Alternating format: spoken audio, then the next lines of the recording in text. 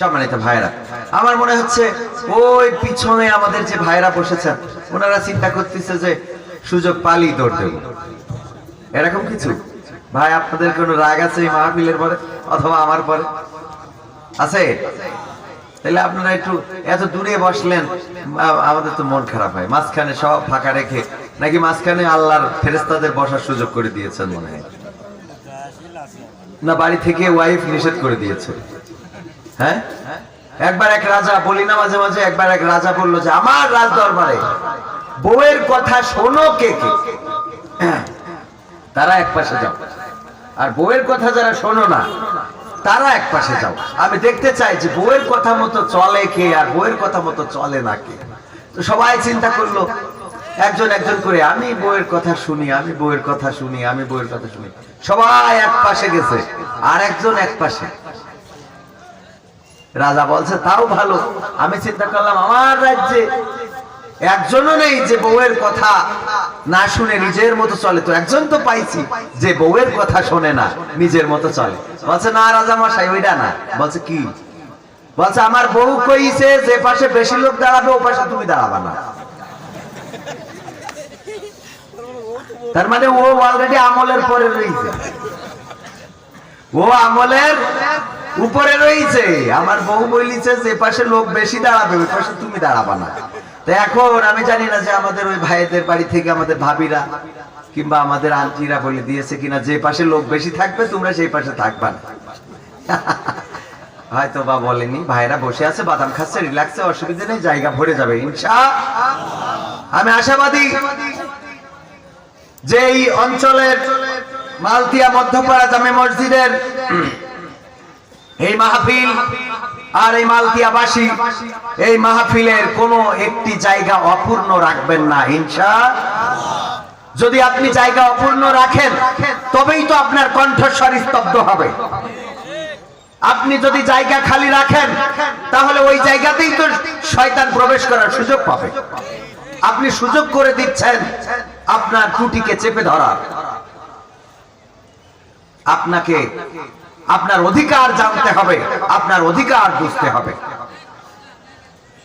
কোরআনের কথা বললে কেউ তো রাগ করার কথা না। রাগ করার কথা, রাগ করলে কে করবে? কোরআনের কথা সঠিকভাবে উপস্থাপন করতে হবে।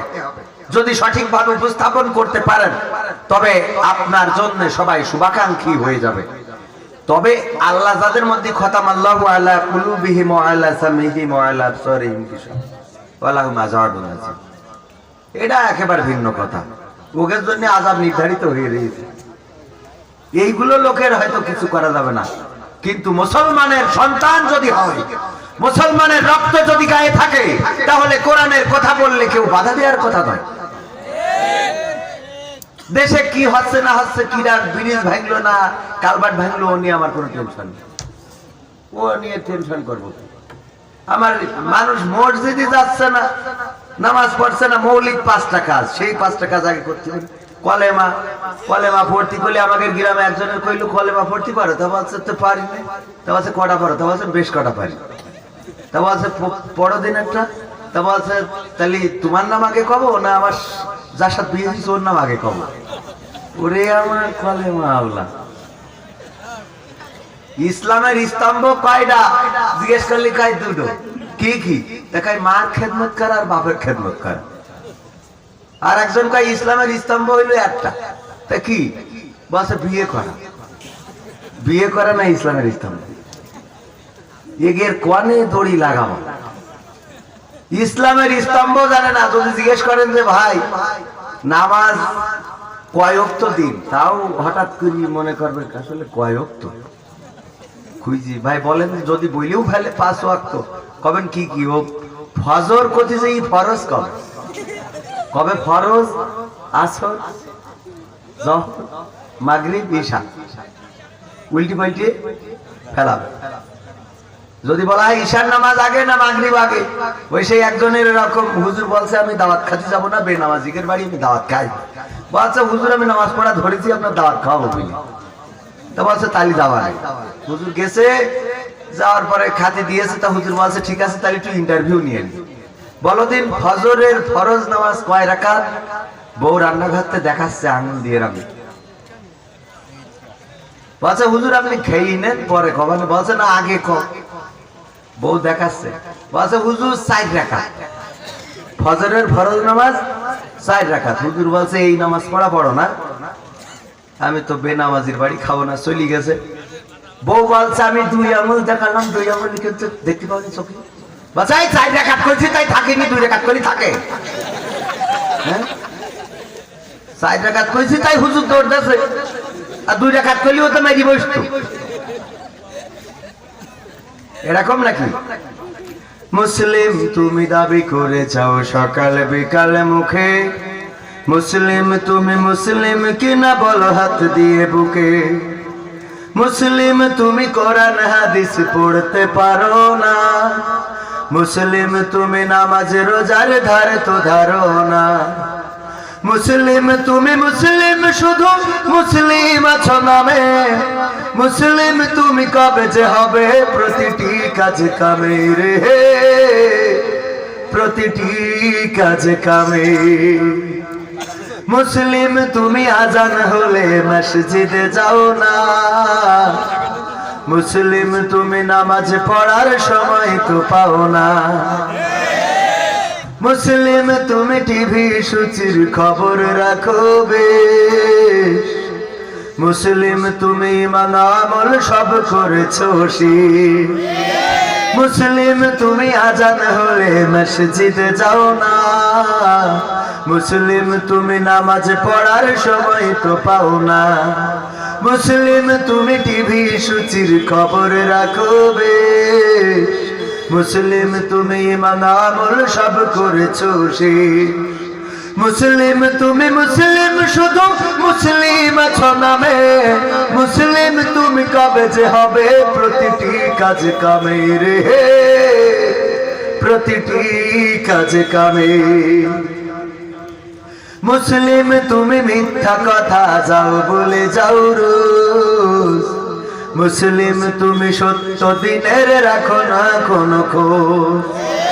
মুসলিম তুমি সুদের সাথে করো লেনা দেনা, মুসলিম তুমি রাসূলের নাই তাগুতেরই সেনা। মুসলিম তুমি মিথ্যা কথা যাও বলে যাও রোজ, মুসলিম তুমি সত্য দিনের রাখো না কোনো খোঁজ। মুসলিম তুমি সুদের সাথে করো লেনা দেনা, মুসলিম তুমি রাসূলের নাই তাগুতেরই সেনা। মুসলিম তুমি মুসলিম শুধু মুসলিম আছো নামে, মুসলিম তুমি কবে যে হবে প্রতিটি কাজ কামে রে, প্রতিটি কাজ কামে। মুসলিম তুমি দিনের কাজে যাও দিয়ে যাও বাধা, মুসলিম তুমি কালোর পথকে মনে করেছো সাদা। মুসলিম তুমি নিয়েছো মেনে মানুষ গড়া মতবাদ, মুসলিম তুমি শয়তানেরই পথে চলে পাও সাদ। মুসলিম তুমি দিনের কাজে যাও দিয়ে যাও বাধা, মুসলিম তুমি কালোর পথকে মনে করেছো সাদা। মুসলিম তুমি নিয়েছো মেনে মানুষ গড়া মতবাদ, মুসলিম তুমি শয়তানেরই পথে চলে পাও সাদ। মুসলিম তুমি মুসলিম শুধু মুসলিম আছো নামে, মুসলিম তুমি কবে যে হবে প্রতিটি কাজ কামে রে, প্রতিটি কাজ কামে। ঠিক না? সবাই একটু দুরূদ পড়েন, আল্লাহুম্মা সাল্লি আলা।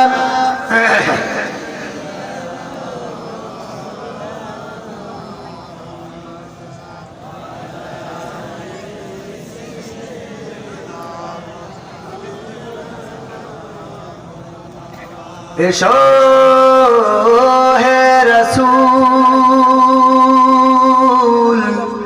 আবার ফিরে আমাদের মাঝে,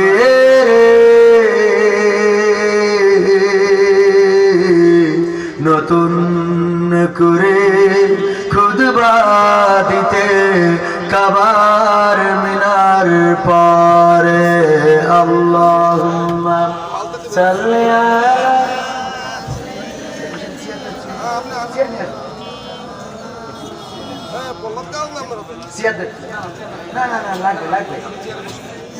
চেয়ারম্যান বললে হয়, এটা একটা কথা।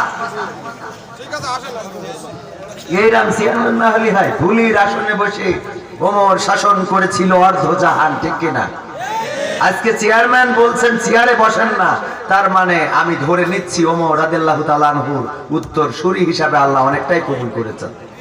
বাকি যেটুক আছে ওটুক আগামীতে হয়ে যাবে ইনশাআল্লাহ। চেয়ারম্যান হতে হবে এরকম মাটির মানুষ, মাটিতে বসবে, পাটিতে বসবে। চেয়ারম্যান মানেই যে চেয়ারে বসতে হবে, এটা কোনো কথা? দেখেন, আল্লাহ রাব্বুল আলামিন নেক হায়াত দান করুন, বলেন আমিন। আল্লাহ রাব্বুল আলামিন এই চেয়ারম্যান সাহেবকে আগামী দিনে এই সমাজের উন্নয়নে, দেশের উন্নয়নে, জাতির উন্নয়নে, এলাকার উন্নয়নে, ইউনিয়নের উন্নয়নে, সর্বোপরি আল কোরআনের উন্নয়নে যেন ভূমিকা রাখতে পারে, সেই তৌফিক আল্লাহ দান করে দিন, বলেন আমিন। সবাই দুরূদ পড়েন। আল্লাহুম্মা সাল্লি আলা সাইয়্যিদিনা মাওলানা মুহাম্মদ ওয়া আলা আলি সাইয়্যিদিনা।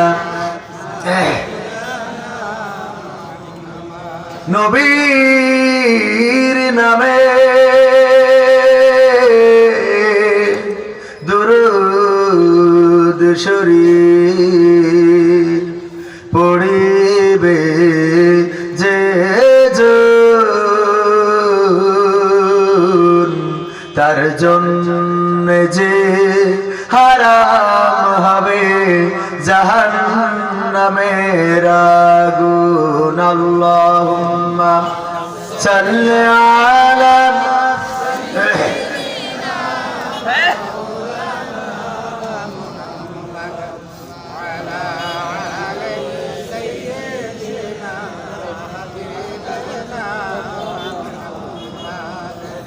আলহামদুলিল্লাহ। মালতিয়া মধ্যপাড়া জামে মসজিদের উদ্যোগে আয়োজিত আজকের এই ওয়াজ মাহফিলের সম্মানিত সভাপতি জনাব হযরত মাওলানা মাহমুদ হুসাইন সাহেব, অবসরপ্রাপ্ত শিক্ষক, আরশনগর শেখ শাহ আফজাল মাদ্রাসা, ডুমুরিয়া, খুলনা। এছাড়া আজকে উপস্থিত আছেন এই মাহফিলে আপনাদের অত্র ইউনিয়নের সুযোগ্য চেয়ারম্যান সাহেব। আমার আগে আলোচনা করেছেন বিভিন্ন ওলামায়ে কেরাম। মাহফিল পরিচালনায় রয়েছেন মোহাম্মদ হেদায়েতুল ইসলাম শেখ এবং মোহাম্মদ আব্দুল রকিব হাওলাদার সহ অপেক্ষারত রয়েছেন। আপনারা যার জন্য অপেক্ষা করছেন, যার মুখের বয়ান শোনার জন্য এসেছেন, আজকের মাহফিলের মধ্যমণি হযরত মাওলানা FM জাহাঙ্গীর আলম মাগুরা। এছাড়া আমার সামনে উপবিষ্ট দিনদার ইমানদার মুসলমান ভাইয়েরা, মঞ্চে উপস্থিত আমার গণ্যমান্য ব্যক্তিবর্গ, পর্দার অন্তরালে মা এবং বোনেরা, সবাইকে আমি আবারও আমার অন্তরান্তস্থল থেকে সালাম জানাচ্ছি। আসসালামু আলাইকুম ওয়া রাহমাতুল্লাহি তাআলা ওয়া বারাকাতুহু।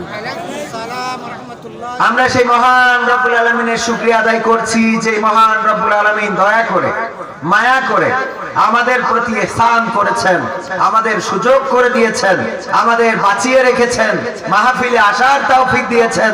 যে সময় অসংখ্য মানুষ নানান কর্মব্যস্ততায় দিন পার করছে, কেউ গাড়ির মধ্যে রয়েছে, কেউ বাড়ির মধ্যে রয়েছে, কেউ বার্ধক্যজনিত কারণে প্যারালাইসিস হয়ে পড়ে আছে, কেউ বা হাসপাতালের বেডে রয়েছে, অ্যাক্সিডেন্ট করে হাত হারিয়েছে, পা হারিয়েছে, কান হারিয়েছে, কিংবা কারো এই মুহূর্তে অপারেশন থিয়েটারে আছে। অসংখ্য মানুষ, আল্লাহ এসব মানুষদেরকে হেফাজত, এসব মানুষদের মধ্য থেকে হেফাজত করে আমাদের যে মাহফিলে আসার এবং বসার তৌফিক দান করেছেন, সেই মহান রবের শুকরিয়া আদায় করবো না? সবাই বলছে আলহামদুলিল্লাহ। ফাযকুরুনি আযকুরুকুম ওয়াশকুরুলি ওয়ালা তাকফুরুন। তোমরা আমাকে স্মরণ করো, আমিও তোমাদের স্মরণ করব। তোমরা আমার নিয়ামত খেয়ে অকৃতজ্ঞ হইও না। আমরা অকৃতজ্ঞ হব? আমাদের যে হাত দিয়েছেন আল্লাহ, এই হাত নাড়িয়ে কথা বলছি। যদি আমি মুখ দিয়ে কথা না বলেও আমি যদি বলি, আপনি আমার কাছে জিজ্ঞাসা করলেন ভাই এই জিনিসটার দাম কত, আমি যদি এটা বলি তাহলে কি বুঝবেন? 5 টিয়া, 5 টিয়া, বুঝবেন তো? হাত থাকার কারণে অনেক বোবা মানুষ আছে, কথা বলার তৌফিক নাই, কিন্তু হাত দিয়ে যখন নাড়ে চাড়ে কথা কিছু বলে তখন বোঝেন কিনা, বোঝেন কিনা? যদি বলে এই যে বোঝেন যে ঘুমাবো, যদি বলে খাবা, তার মানে কি সে খাবে। যদি বলে আমাদের ভাইয়েরা চলে যাচ্ছে, কারা আমার রাগ করলো নাকি? আমাদের ভাইয়েরা রাগ করলে কিন্তু আমি কষ্ট পাবো। আমাদের মনে হয় অতিথি প্রার্থী কারা চলে গেল না, আমাদের ভাইয়েরা চলে দেওয়া যাবে না। আমরা কিছু সময় কথা বলবো, সবাই মিলে বসি কথা শুনবো, একসাথে অনুষ্ঠান শেষ করেই চলে যাবো, ঠিক আছে? আমি একটু আগে চলে যাবো, আপনারা তারপরে যাবেন ইনশাআল্লাহ। সম্মানিত হাজিরিন, আমি যেটা বলছিলাম, এই যে হাত দিয়েছেন, আপনি চিন্তা করেছেন এই হাতটার মধ্যে জিনিসগুলো যদি না দিতেন তাইলে কায়দা করি মাখাই খাতি পারতেন, মাখাইতে পারতেন গালে। এই জায়গায় কানুতে যদি আল্লাহ বিয়ারিংটা না দিতেন, আরে কত সুন্দর বিয়ারিং তো শুধু দেয়নি, সাথে এমন মোবিল ভরি দিয়েছে, চেয়ারম্যান সাহেবের গাড়ি থাকলে চেয়ারম্যান জানে যে কদিন অন্তর মোবিল বদলাতে হয়। খালি আজকে যাও মোবিল, চেয়ারম্যান সাহেব, চেয়ারম্যান হলি তো কোনো কথা নেই, গাড়ি গ্যারেজে দিলি কয় চেয়ারম্যান সাহেব মোবিল তো কাইলো ভূত হয়ে গেছে। মোবিল কিছু হোক আর না হোক চেয়ারম্যান পকেটে তো কিছু টানতে হবে। মনে করে সব ভাইরাসের চাইল এখন আমরা টেনে নেব। এই জন্যে এই যে চেয়ারম্যান সাহেব হয়েছে বুঝি, গাড়ি নিয়ে গেলি পরে এইটা মোড়া দেবে, ওইটা মোড়া দেবে, এইটা ঢিল করবে, ওইটা ঢিল, চেয়ারম্যান গাড়ি তো শেষ হয়ে গেছে, ভালো থাকলে শেষ হয়ে গেছে। তো এই জন্য আল্লাহ কি মোবিল দিয়েছে দেখেন, এই মোবিল যদি চেঞ্জ করা লাগতো আমাদের, যে 1 বছর পরে পরে মোবিল চেঞ্জ করতে হবে, এতগুলো মোবিল কনে পাতা, 1 ব্যাগ 2 ব্যাগ রক্তের জন্য খবর হয়ে যায়। মুমূর্ষ রোগীর জন্য রক্ত লাগবে, এই মুহূর্তে যোগাযোগ করেন কোনো সহৃদয়বান ব্যক্তি যদি থাকেন, আছে না নাই? বলা হয় না, হয় না? আমার ভাইরা চিন্তা করেছি কখনো এই যে বিয়ারিং দিলেন, আপনার গাড়ির বিয়ারিং 2 দিন অন্তর নষ্ট হয়ে যাচ্ছে, আপনার স্যালো মেশিন যে মাঠে চালান প্রত্যেক বছর সার্ভিস না করলে পরের বছর আর পানি ওঠে না, ওটাই। অথচ আল্লাহ কি বিয়ারিং দিলেন, আপনি খাচ্ছেন, চলছেন, ফিরছেন। জুতো কিনতে কিনতে শেষ, জুতো কিনতে কিনতে শেষ, ক্ষয়া হয়ে যায়। এত দামি জুতো কেনেন, এইটি পা নিচে কাঠের মতো শক্ত, সব ক্ষয়া হয়ে যাচ্ছে। আল্লাহ কি পা দিলেন, এই পা যদি ক্ষয়া হইতো তাহলে এই বুড়ো বয়সে মানুষ অর্ধেক থাকতো, ক্ষয়া হতে হতে কেন চলে আসতো, আসতো না, আসতো না। আল্লাহ কি কায়দা করে সৃষ্টি করেছে একবার চিন্তা করেছেন? রাস্তার পরে মোটর সাইকেল ভাইয়েরা আমার ওখানে রাখেন না, কারণ আমার গাড়ি বের করতে হবে খালি পরে, আপনারা ওখানে রাখবেন, আমি বাড়ি যাবো কি করি? এই পাশে ফাঁকা জায়গা আছে, বাম পাশে আপনারা একটু ওইদিকে রাখেন ভাইয়েরা গাড়ি, আপনারা দয়া করি, মোটর সাইকেল জায়গায় আছে। আর আপনাদেরও দোষ আছে, স্বেচ্ছাসেবক টেবক কই, তারা কথা মাথা কবে যে ভাই এখানে রাখেন, গাড়ি রাখার জন্য 10 টাকা, সাইকেল রাখার জন্য 5 টাকা, আর প্রাইভেট রাখার জন্য কোনো টাকা লাগবে না, তাই না? কারণ আমারটা প্রাইভেট, মানে নিজেরটা মাপ সেই নিতে হবে আর কি। নিজের লাভ সবাই বোঝে, পাগলও বোঝে, বেশি গেলি উনি পাগল বোঝে না, কম গেলি ঠিকই বোঝে, কয় 2 টাকা কম হয়ে গেল না, হ্যাঁ। আর বেশি গেলি কয় আমি তো হিসেব জানি না, লেখাপড়া করলাম 2 টুকায়, ক্লাস 2 পর্যন্ত জানতাম, এই জন্য আমি হিসেব জানি না। আমাকে চেয়ারম্যান সাহেব মাশাআল্লাহ আলহামদুলিল্লাহ ভালো, এরম অল্প শিক্ষিত চেয়ারম্যানও অনেক জায়গায় হয় যে মঞ্চে উঠে দিলি বক্তৃতা দিতে কই ফেলে যে আপনারা যে আমার চেয়ারম্যান বানাইছেন এর জন্য আমি গর্ববোধ করি। তো এই নাকি এক জায়গায় কইছে, কোয়ার পরে এইভাবে আপনারা হাসিছেন, হাসলি বলছে আপনারা হাসিছেন, আমার কথায় আনন্দ পাইছেন, এর জন্য আমি দ্বিতীয়বারের মতো আবারও গর্ববোধ করি। তাহলে কি সর্বনাশ করেন, এরকম চেয়ারম্যান আপনারা চান নাকি? চেয়ারম্যান হবে সে যে মঞ্চে নেতৃত্ব দেবে, ময়দানে নেতৃত্ব দেবে, জনগণের সামনে নেতৃত্ব দেবে, রাজপথে নেতৃত্ব দেবে, কোরআনের মাহফিলেও নেতৃত্ব দেবে, এমন নেতা আমরা চাই। সেই নেতা যতটুকু বাকি আছে আগামীতে হয়ে যাবে। আজকে মাহফিলের সামনে বসেছে, আগামী দিন সামনে আপনাকে সামনে নিয়ে নামাজ পড়াবে ইনশাআল্লাহ। পারবে না বলি কোনো কথা নেই, শিক্ষার কোনো বয়স নেই। প্রধানমন্ত্রী বুড়ো বয়সে গণশিক্ষা চালু করি সবাই শিক্ষিত বানাইছে। মাগুরা জেলা 100% নিরক্ষর মুক্ত, এলাকা প্রধানমন্ত্রী বানাই ফেলেছে। প্রধানমন্ত্রী যদি নিরক্ষর মুক্ত বাংলাদেশ করতে পারে তাহলে কোরআন শিখাও চেয়ারম্যান করতে পারবে ইনশাআল্লাহ। আর প্রধানমন্ত্রী নিজে কোরআন শরীফ না পড়ে দিন শুরু করে না, তাহলে চেয়ারম্যান যদি সকালে কোরআন শরীফ না পড়ে তাহলে প্রধানমন্ত্রীর সাথে মিল নেই। আমি বলবো যে নমিনেশন এবার দেওয়া যাবে।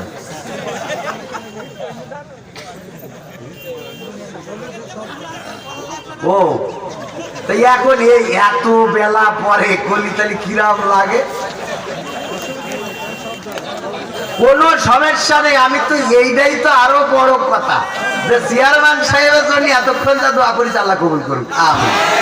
চেয়ারম্যান সাহেব হিন্দু ধর্মের হয়ে যদি কোরআনের মাহফিলে বসতে পারে, এই এলাকাবাসী হতভাগা যেই কোরআনের মাহফিলে করে ভরে দিতে পারে নাই।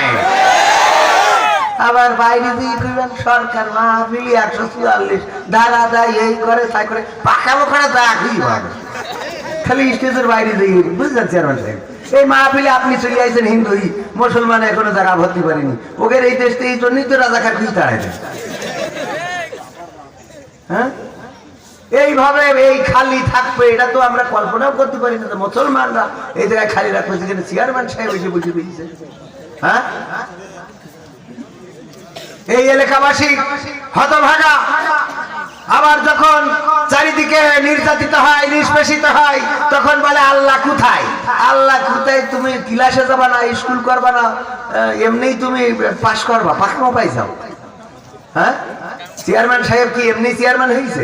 কাঠখড়ি খরচ হয়নি, চা খাওয়াতে হয়নি, এমনি আন্দাজে হয়ে গেছে। বাড়ি ভাবি সাহেব আমাকে বৌদি চা বানাতে বানাতে পাগল হয়ে গেছে। খালি শুধু যে আসে নাও চা বানাও, চা বানাও। রাগ করলু কিছু করার নেই, রাগ যা করে ঘরের মধ্যে করে। ওই লোক আমরা তো আর দেখিনি। কেউ চেয়ারম্যান হোক যা হোক, ও সব ওই ওখানে ছাই। আমি তাই এখন কই যে চেয়ারম্যান সাহেব আমি বলি যে একটু তাড়াতাড়ি আমার ছেড়ে দেবেন, কারণ কনে কই নাসির জাগ্রত হয়ে আছে, তাড়াতাড়ি বাড়িতে বউটা ট্যাকেল দিই। বলা যায় না, বলা যায়। হ্যাঁ, এই জন্য ওয়াজ মাহফিল বেশি রাত তুলে চালাবেন না। হুজুররা এই প্রত্যেক রাতে ওয়াজ করি বেড়ায়, প্রত্যেক রাতে এইভাবে ওয়াজ করি বেড়ালি অনেক ওই নাসির জাগ্রত বলা যায়। বাড়িতে দেখা যাচ্ছে দরজায় টুকা দেবে, কবে উনি দরজায় টুকা দেওয়া লাগবে না, যেই ওয়াজ শেষ করি ফোনের ডাটা অন করবে, দেখবে ও বউ আরেক জায়গায় নাচানাচি করছে।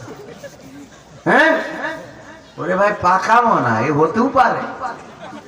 আপনি বুঝতে পারছেন না কনে কোন ভাইয়ের সাথে কথা করছে, কনে লাইন মারছে, আপনি টের পাচ্ছেন? হ্যাঁ, সব হইল ডাটা বেশিতে বোর ফোনে ডাটা ভরি দেয়। এই দোকানে যাই কি কয়, কয় আমার বোর ফোনে 4 বিঘে ডাটা ভরি দাও, 4 বিঘে ডাটা ভরি দাও। দোকানদার কয় তুই যে কেবল ডাটা বেচলি হাটে, কয় ও ডাটা না, ওই যে ডাটা বললেই আমার বউ ইন্টারনেটে কথা করতে পারবে। কয় ও তো ডাটা না, হইলো ওই ও হইলো এমবি, ওই যে ডাটা মানে ওইটা হইলো 4 বিঘে না, ওইটা হইলো 4 জিবি। কয় ওই হইল, ও জানেও না যে বিঘে না জিবি। কয় 4 বিঘে ডাটা ভরি দাও ফোনে। আচ্ছা 4 বিঘে ফোনে কোনে ভরবে? হ্যাঁ, আর এই স্ত্রীর কাছে স্ক্রিন টাচ ফোন, আহারে কার সাথে কথা ভাই কথা বলে, হ্যালো রাত্রি স্বামী শুয়ে। হ্যাঁ ভাইয়া আপনি অনেকদিন ধরে আমাকে কল দেন না। কয় আর বইলো না, ব্যস্ত তো অনেক কাজ, নির্বাচন এসে গেছে, আমার দৌড়ে বেড়াতে হয়, চেয়ারম্যানের সাথে টক্কর দিচ্ছি তো এই জন্য। কয় আপনি আমার খোঁজ নেওয়া ছেড়েই দিয়েছেন। পাশের থেকে স্বামী শুয়ে থেকে চিন্তা করে কার সাথে, কয় এই কার সাথে কথা বলছো, একটু রাগ করে তো। কয় আমার ধর্মের ভাই। এখন ও স্বামী চিন্তা করে আহারে মামাই তো ভাই হলি নাই বকতাম, খালাই তো ভাই হলি নাই বকতাম, ফুবুই তো ভাই হলি নাই বকতাম, চাচা তো ভাই হলি নাই বকা যেত, নানাই তো ভাই হলেও নাই বকা যেত। কিন্তু ধর্মের ভাই এই ব্যাপারে যদি আমি বোর বাধা দিই তাহলে তো আমি জাহান্নামে ছাড়া কোন তুই জায়গা পাবো না, কারণ ধর্মের উপরে তো কিছু নেই। চেয়ারম্যান সাহেব ধর্মের ভাই, তো ধর্মের ভাই এখন তার কিছু যা লাইন মারে মারুক, অসুবিধা নেই। এরম নাকি মা বোনেরা বলছেন যে প্যান্ডেলের জায়গা হচ্ছে না, আবার খানিক আগে বলেন যে মাইকি লোক চলে যাচ্ছে। মা বোনেরা এরম কোনো ঘটনা চলে যাচ্ছে না? আছে, আছে। আজকে ওয়াজ হবে খুব কায়দা করি, যাতে যে ওয়াজ জনগণের কাজে লাগে, মানসিক কাজে লাগে। এমন কোন ওয়াজ করার দরকার নেই যে লাফালাম, চড়ালাম, থাপালাম, চেয়ার ভাঙলাম, কালকে যে কিছুই হইল না, সকালে কি যা তাই রাজার পুকুরি দুধ ঢালাম হতো। হ্যাঁ, রাজার পুকুরে দুধ ঢালবে, আরে বাবা খুব আয়াস। সবাই সবাই চিন্তা করিস, সবাই তো দুধ ঢালবে, আমি একটু পানি ঢালি।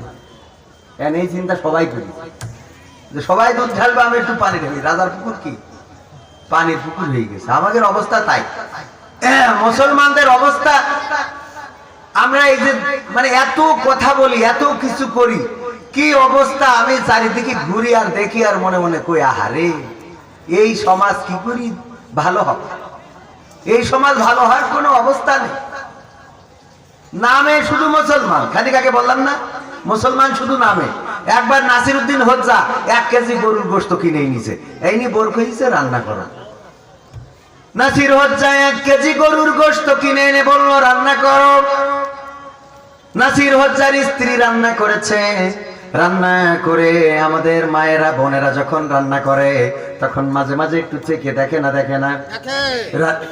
রান্না করতে করতে যখন সৈরব, আমার চেয়ারম্যান সাহেব অবশ্যই গরুর গোশ কিনবে না, ছাগলের গোশ কিনবে। রান্না করতে করতে বৌদি একটু চেক করে না, করে না, চেক করে। নাসিরউদ্দিন হোজ্জার ওয়াইফ চেক করতে করতে করতে করতে 1 কেজি গোশ ঝাড়ি দেওয়া শেষ।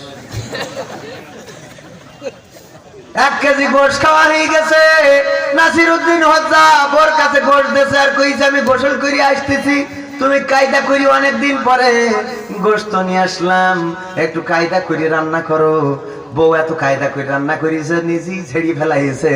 আগের মানুষ 1 কেজি চালের ভাত খাতি পেতো না, পেতো না। 1 কেজি গোশ, 1.5 কেজি গোশ, 25টা রুটি, 30টা রুটি কোনো ব্যাপার ছিল না। এখন কে সব নারী মরা, এখন নারী মরা এমন ভাব করে, আর প্রতিটা ভাত কি না না না খাতিও না। আর ওই নিয়ে তুমি লড়াই করবা। 71 সাল এখন হলি স্বাধীন করা সম্ভব ছিল না। এসব না ভাইরাস দিয়ে হয়। চেয়ারম্যান সাহেব ঠিক আছে, বাকি সব একদম আমি। ও আমার ভাইরা, নাসিরউদ্দিন হোজ্জা গোসল করে ফিরে স্ত্রীকে বলছে, স্ত্রী খাবার নিয়ে আসো। আমার তো কখন থেকে লোভ হচ্ছে, রান্না হয়ে গেছে নাকি। স্ত্রী বুদ্ধি করে ওই গোশত যে ঝেড়ি ফেলাইছে, এই জন্য বাড়ি যে বিড়ালটা ছিল ওই বিড়ালটা ধরি গলায় দড়ি বেঁধে রেখেছে। রেখে বিড়ালটা এনি বলছে মেরি ফেলবো। বলছে কেন কি? বলছে আমি রান্না করি একটু বাইরে গেছি আর এসে দেখি তোমার বিড়ালে সব ঝেড়ি ফেলিছে। নাসিরউদ্দিন হোজ্জা ছিল খুব চালাক, তাড়াতাড়ি করে বিড়ালটা নিল, নিয়ে যে দোকানে, যে পাশে যে দোকান দেখছেন, দোকানে যে ডিজিটাল যে দাঁড়িপাল্লা আছে ওর মধ্যে বসাই দিলে, গামলার মধ্যে দিয়ে বলছে দেখ কয় কেজি। ওজন করি দেখে বিড়াল 1 কেজি। কয় কেজি? 1 কেজি। বাড়ি এসে বোর বলছে, বউ বিড়াল কি সত্যিই গোশ খেয়েছে? বলছে তোমার বাপের কিরে, তোমার 14 গোষ্ঠীর কিরে, ও খেয়ে ফেলাইছে, এই জন্যই তো তোমার দিতে পারলাম না। তখন নাসিরউদ্দিন হোজ্জা দুঃখ করি বলছে, বিড়ালটা মেপে আনলাম 1 কেজি, যদি 1 কেজি গোশ বিড়ালে খেয়ে থাকে তাহলে এই যদি সেই গোশত হয় তাহলে আমার সে বিড়াল কমে গেল, আর এই যদি সেই বিড়াল হয় তাহলে সে গোশত কমে রাখলো। এখন মুসলমান নিয়মিত আমরা বলি, মুসলমান 90%, 95% বাংলাদেশ দ্বিতীয় বৃহত্তম মুসলিম কান্ট্রি। এই কথা সেই কথা বলতে বলতে মুখি ফেনা উঠে যায়। কিন্তু ভাইরা আমার, মাহফিলে ইউনিয়ন পরিষদের চেয়ারম্যান কোরআনের মাহফিলে বসে আছে, আর অত্র অঞ্চলের মানুষেরা এখন এই মাহফিল ভরে দিতে পারে নাই। আমার তো মনে সন্দেহ জাগে, যদি এই হয় মুসলমান তাইলে সে বসতো কই? ইসলাম কই? এই যদি হয় মুসলমান তাইলে সেই ইসলাম কই? আর এই গোটা মুসলমান দিয়ে যদি ইসলাম হয় তাইলে মুসলমান কই?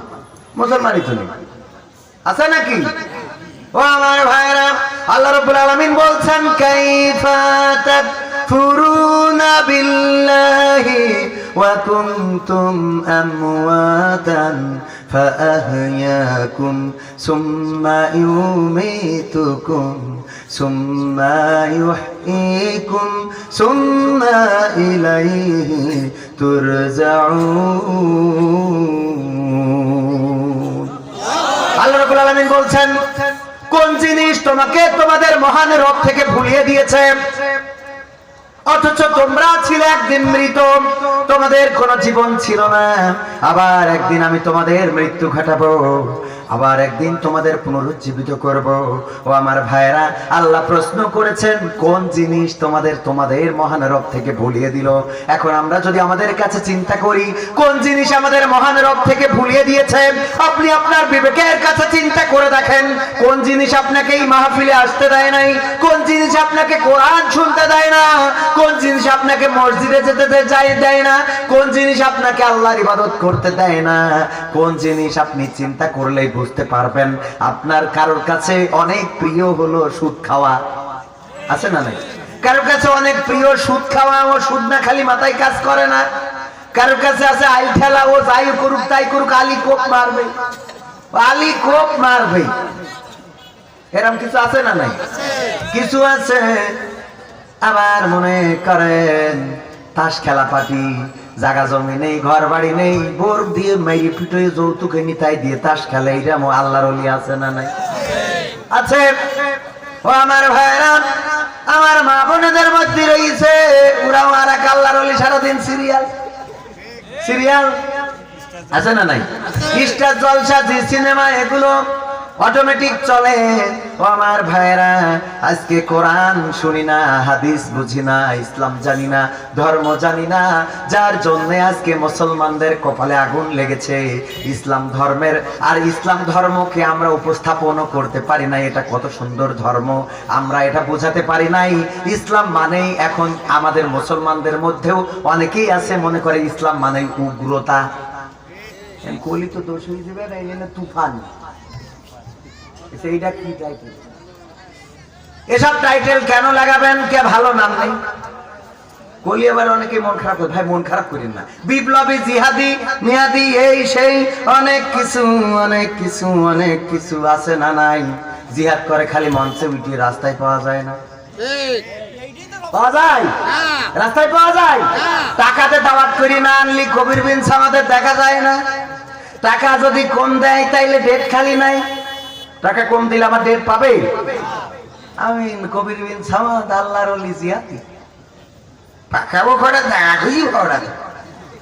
এই হ্যাঁ, ঠিক আছে তো? ও আমার ভাইরা, আসুন আমরা ইসলামের আদর্শকে নিজেদের জীবনে যদি বাস্তবায়ন করি। আল্লাহর নবী এমন একটি সমাজ করে দিয়ে গেলেন, একজন মুসলমানের দোকান, পাশে আর একজন ইহুদির দোকান। কার দোকান? ইহুদির দোকান। মুসলমানের দোকান, পাশে ইহুদির দোকান। হঠাৎ করে একজন ইহুদি আসলেন মুসলমানের দোকানে সদাই কেনার জন্য। মুসলমান বললেন, ভাই আমার দোকানে জিনিসটা আছে, অসুবিধা নাই, তুমি যাও ওই দোকানটা থেকে কিনে নাও। তখন ইহুদি ওই দোকানে গেল, মালামাল কুড়াই করলো, তারপরে আবার এই মুসলমানের দোকানে ফিরে আসলো। আসার পরে বলছে, কোন কারণে তুমি আমাকে মাল দাও নাই? কোন কারণে তুমি আমাকে আমি যা কিনতে চেয়েছি দিলে না? এটা তো তোমার দোকানেও আছে, তুমি আমাকে দিলে না কেন? আমি কি তোমার টাকা দিতাম না নাকি বাকি নিতাম? মুসলমান বলতেছে, না সেটা না, আমি সকাল থেকে সন্ধ্যা পর্যন্ত দোকান খোলা রেখেছি, আমার যে বেচা কিনা হয়েছে তাতে করে আমার আজকে আর বেচা কিনা না করলেও চলবে। আমার সামনে যে ইহুদি ভাইয়ের দোকান, আমি সকাল থেকে দেখেছি ওনার একটু বেচা কিনা কম হয়েছে। আমার যেমন সংসারে স্ত্রী আছে, মা আছে, ভাই আছে, বোন আছে, সন্তান আছে, ঠিক তেমনি ভাবে ওরও বাড়িতে পরিবারে সন্তান রয়েছে, সংসার রয়েছে, স্ত্রী রয়েছে। যদি বেচা কিনা কম হয় সংসারটা কি করে চালাবে? এই জন্য আমি তোমাকে বলেছি তুমি ওই দোকানে যে একটু মালামাল ক্রয় করো। এই ছিল ইসলামের আদর্শ। আল্লাহর নবী সাল্লাল্লাহু আলাইহি ওয়াসাল্লাম মসজিদে নববীতে বসা, সাথে সাহাবারা রয়েছেন। আপনারা অনেকেই জানেন, একজন ইহুদি আসলেন, বেধর্মী আসলেন, তিনি মসজিদে নববীর মধ্যে প্রস্রাব করে দিলেন, পেশাব করলেন। ওমর রাদিয়াল্লাহু তাআলা আনহু খেপে গেলেন, বলল মাথা থেকে ধর আলাদা করে দেব। আল্লাহর নবী বললেন, ওমর ঠান্ডা হও, তুমি তার কাজটা সারতে দাও। যখন পেশাব করা হয়ে গেল, আল্লাহর নবী ডাক দিলেন, এদিকে আসো। যখন আসলেন, আল্লাহর নবী বললেন, তুমি জানো না কি এখানে আমরা ইবাদত করি? বলল, হ্যাঁ জানি। তাহলে কেন এখানে পেশাব করলে? বলল, আমি করেছি, মন চেয়েছে আমি করেছি। আল্লাহর নবী সাহাবীদের বললেন, ও আমার সাহাবীরা, তোমরা ওখানে ওই জায়গাটা পানি দিয়ে ধুয়ে দাও। আর ওই ইহুদিকে নসিহত করলেন, দেখো এই জায়গাটাতে আমরা ইবাদত করি, তুমি পেশাব করার জন্য আর অনেক জায়গা পাবে, দয়া করে আগামীতে আর এখানে পেশাব করবা না। সুবহানাল্লাহ। ইহুদি বলল, আল্লাহর নবী গো, আমার মনে হয়েছে, আমার আজকে বিশ্বাস হয়েছে আপনি আখেরি জামানার পয়গম্বর। তার কারণ হলো আপনি আমাকে কোনো শাস্তি দিলেন না।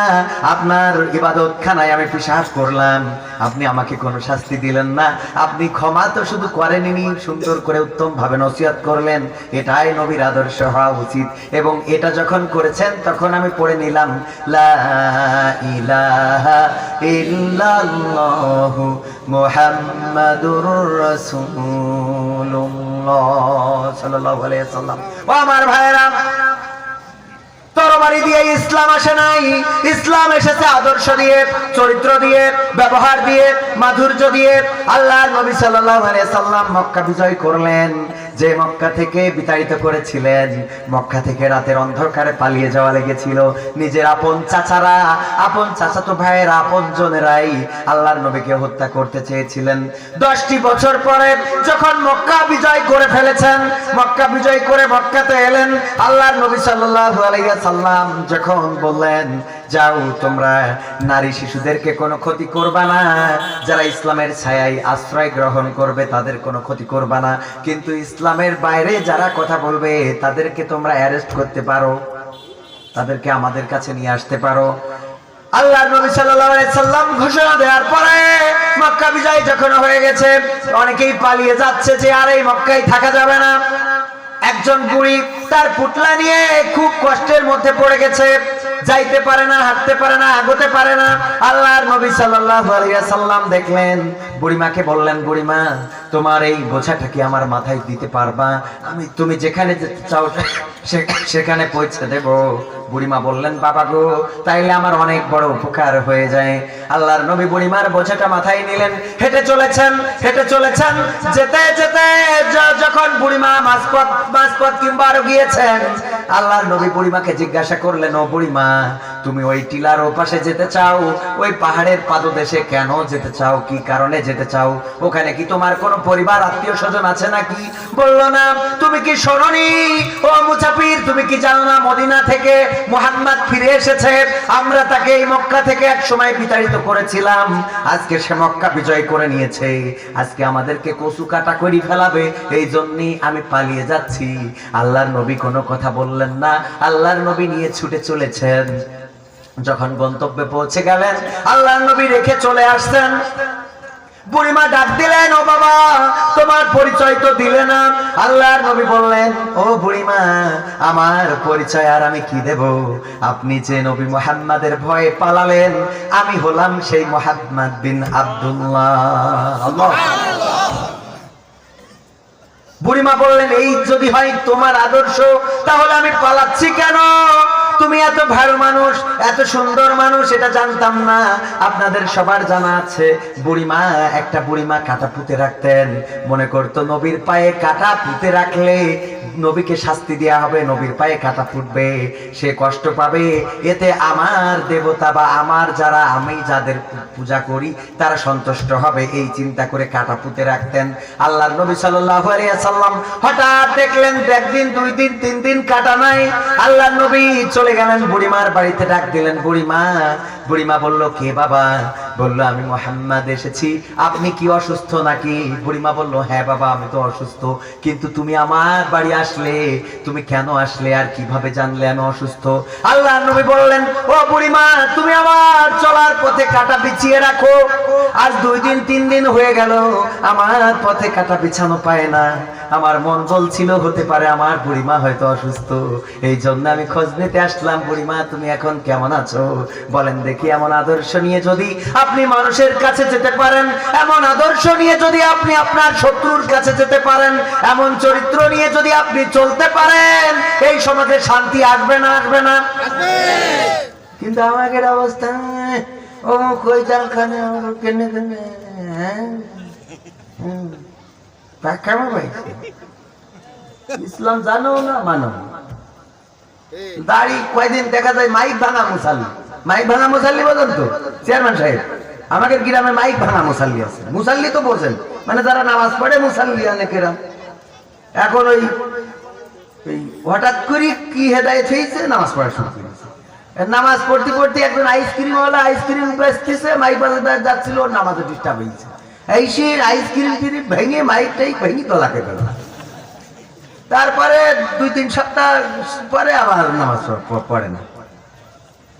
এই যে নামাজ ছেড়িতেছে। এখন অন্য যুবকরা আমরাও যখন দেখা যাচ্ছে মসজিদে গেলি হঠাৎ করি কয় তুরা তুরা আবার মাইক ভাঙে মুসাল্লি হয়েছিল, নামাজ পড়বি পর আবার মাইক ভেঙে বেড়াইছিল। এটা একটা খারাপ দিক না? এরকম হবে মুসলমানকে চরিত্র? ওমর রাদিয়াল্লাহু তাআলা আনহু যখন বিশ্বের অর্ধ পৃথিবী শাসন করছেন, ইসলামের দ্বিতীয় খলিফা, উনাকে হত্যা করার জন্য একজন আগন্তুক আসলেন, হত্যা করবেন। তরবারিটা নিয়ে এসেছেন জামার মধ্যে করে। আল্লাহর নবীর সাহাবী ওমরের আত্মীয় হয়েছেন, মেহমান হয়েছেন। ওমর রাদিয়াল্লাহু তাআলা তাকে সেবা যত্ন করলেন, খাওয়ালেন, তারপরে আপ্যায়ন করে ঘরে ঘুমাতে দিলেন। উনি বিছানার নিচে তরবারি রেখেছে। ওমরের আপ্যায়ন দেখে চিন্তা করলো কি করে হত্যা করব। রাত্রে ওনার শরীরটা খারাপ, যখন শরীরটা খারাপ করেছে, পেট খারাপ করেছে, ওই বিছানায় কাজ সেরেছে। তারপরে সকালবেলা চিন্তা করছে এটা যদি ওমর দেখে তাইলে তো আমারই কেটে ফেলাবে, সেই আগে আমি কেটে উঠি। চলে গেছে ওমর রাদিয়াল্লাহু তাআলা আনহু। রাত্রে সকালবেলা যখন এই অবস্থা দেখলেন, নিজে ওই কাপড় পরিষ্কার করা শুরু করে দিলেন, পানি দিয়ে ধৌত করছেন। এমন সময় ওই আগন্তুক, ওই যে মুসাফির এসেছিল হত্যা করতে, তার মনে পড়েছে তরবারিটা বিছানার নিচে রেখে এসেছি, না জানি এই তরবারিটা ওর দেখে ফেলে কিনা। এই জন্য তাড়াতাড়ি করে আবার ফিরে আসলেন তরবারি নেওয়ার জন্য। আসার পরে দেখেন ওমর রাদিয়াল্লাহু তাআলা আনহু নিজেই ওই পাটি পরিষ্কার করছে, যেই পাটি এই ব্যক্তিটি নষ্ট করেছে। আল্লাহর নবীর সাহাবী ওমর বলছে, ও আগন্তুক, তুমি আমাকে ক্ষমা করে দাও, তুমি আমাকে মাফ করে দাও, পরকালের ময়দানে তুমি আমাকে দায়ী করে রেখো না। কারণ গত রাত্রে হয়তো আমি তোমার আপ্যায়নে ভুল করে ফেলেছি, তোমাকে ভালো আপ্যায়ন করতে পারি নাই, যার জন্য তোমার শরীর খারাপ করেছে, আল্লাহর ওয়াস্তে ক্ষমা করে দাও। ওই আগন্তুক তখন ওমর রাদিয়াল্লাহু তাআলা আনহুর কাছে ক্ষমা চাইলেন, বললেন যে দেখুন, আমি আপনাকে হত্যা করতে এসেছি, কিন্তু আপনার ব্যবহারে মুগ্ধ হয়ে আমি করতে পারি নাই। রাত্রে যখন এই কাজটা করে ফেলেছি, লজ্জায় বাড়ি ছেড়েছি, তরবারিটা বিছানার নিচে লুকানো আমি নিতে এসেছি। আর আপনার যে চরিত্র দেখলাম, আদর্শ দেখলাম, কি করে বলেন আপনার হত্যা করব? বরং আমি কলেমা পড়ে নিলাম, লা ইলাহা ইল্লাল্লাহু মুহাম্মাদুর রাসূলুল্লাহ। আমার ভাইয়েরা, ইসলামের আদর্শ এরকম।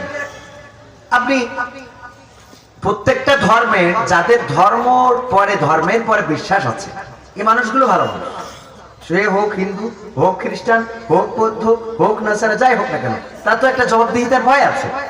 পরকালে সে উঠবে, তার তো বিশ্বাস আছে। কিন্তু খারাপ হলো নাস্তিক গোষ্ঠী, যারা দেবতায়ও বিশ্বাস করে না, আল্লাহও বিশ্বাস করে না, ভগবানও বিশ্বাস করে না, ঈশ্বরও বিশ্বাস করে না, কবরের পরে যার একটা জীবন আছে, স্বর্গ নরক জান্নাত জাহান্নাম আছে, এটাও বিশ্বাস করে না। এই গোষ্ঠীটা কিন্তু সমস্যা। আর কথা বুঝছেন না? আমার কথা বুঝেছেন কিনা? যার জবাবদিহিতার ভয় আছে, সে যে ধর্মের হোক না কেন, সে অবশ্যই খারাপ কিছু করতে পারবে না। সে কোনো কিছু জনগণের অধিকার বঞ্চিত করতে গেলেও, চেয়ারম্যান সাহেব আপনার মনে পড়বে না যে আল্লাহ ধরবে পরকালের ময়দানে? আমাকে আল্লাহ ধরবে, আপনার ভগবানে ধরবে? ধরবে তো? আমার কথা মনে বলতে পারেন, ধরবে তো? তাইলে যদি এই বিশ্বাস থাকে, সে খারাপ কাজ তো করতে পারবে না। তার তো এ চিন্তা আছে যে পরকালে আমি যদি ভালো করি, পাপ করি বা পুণ্য করি, আমার পাপ করার জন্য আমার শাস্তি পেতে হবে, পুণ্য করলে আমি শান্তি পাবো। এই বিশ্বাসটা তো আছে। আমরা তো এই বিশ্বাসের পরেই আমাদের ঈমান। তো এই বিশ্বাস যাদের আছে, সে যে ধর্মের হোক, সে খারাপ মানুষ হতে পারে না। কিন্তু এই বিশ্বাস যাদের নেই, সে যদি মুসলমানও হয়, সে নিকৃষ্ট মুসলমান। পরকালীন বিশ্বাস নেই তো সে ধর্ষণ করবে, জেনা করবে, ওর কাছে বিয়ে আর বিয়ে কি সবই তো সমান। ওই সেই ভুমরা এক সময় শিকড় বিক্রি হইতো না, তো একজন ওই যে শিকড় কেটে তুলছে, তাই একজন বলছে কি করছিস রে? বলছে আমি এখন নতুন ব্যবসা ধরেছি। বলছে চুরি করছিস নাকি? বলছে না, চুরি করে ছেড়ে দিয়েছি। কি করছিস? তাই এখন শিকড়ের ব্যবসা করছিস। কে শিকড়? তো বলছে শিকড় তুলি নিয়ে ভুমরাই দিই, ভুমরাই ওখানে একটা পীর হয়েছে, শিকড় ভেঙে দেয়, শিকড় দিলেই নাই। তাই নাকি? তা কি এ কোনো গাছ টাছ নাই? কয় কে গাছ? সব যে কোনো গাছের হোলি হয়। তা বলছে শুনি শনি মঙ্গলবার লাগে। কয় কি শোনো? সব শনি মঙ্গলবার আমার কাছে কি সব শনি মঙ্গলবার। তো এই জন্যে আমাদের মনে করেন যে আমরা টাইম মোটামুটি কাছাকাছি। আমি এই যেহেতু আপনারা প্রথমে একটা হাজাবারালা করে ফেলাইছেন, হ্যাঁ এইবার সঙ্গীতেই তো যাবো। সঙ্গীত তো সে জাতি দেবেন না, সব আগেই পাকানো করি ভেঙে থুই দিয়েছেন। একটা মাহফিল দিয়ে যদি গোলমাল করতে হয়, সে মাহফিল দিতে পাই দিন। আমাকে রানবেন চেয়ারম্যান সাহেবরা, দরকার হলে আমাকে চেয়ারম্যান সাহেব রান্না করবে, সেই বাড়ি খেয়ে যাবো আগামী বছর। আল্লাহ কবুল করুক। আমি নাকি চেয়ারম্যান সাহেব মন খারাপ দিবেন? ছাগলের গোশ আনবেন ইনশাআল্লাহ। জি আলহামদুলিল্লাহ, আলহামদুলিল্লাহ। এই যে আমি তো সেইটা আমি দেখে আপনার দেখে প্রথমে বুঝতে পারিছি। আমি তো প্রথমে তো আপনার নামাজ পড়ায় ছেড়ে দিচ্ছিলাম, ইমামতি করবেন। তাহলে আপনি বোঝেন যে আমার বিশ্বাসটা কনে। আমি তো বুঝতেই পারিনি যে আপনি কি